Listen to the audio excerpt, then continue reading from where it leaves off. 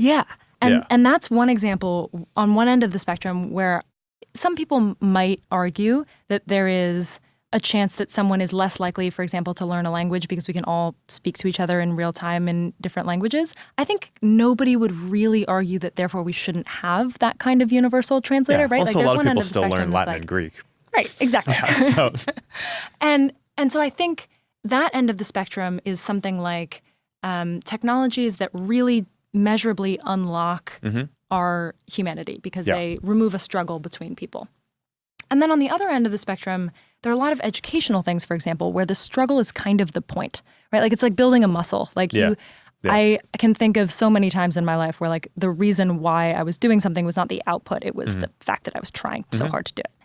There's one example in the Tim Ferriss interview where you talked about your kids struggling to articulate themselves emotionally. And adults very much have the same problem. And you talked about AI as a way to help them articulate those emotions. Yeah.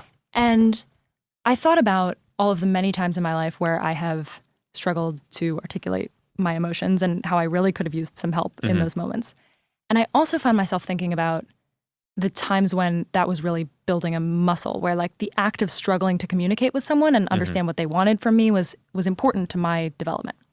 And so my question is, if you think about that as a spectrum between things that are really important to our humanity and the struggle being removed is helpful, versus things where the struggle is the point and it unlocks something about our humanity and is important to preserve, like building a muscle.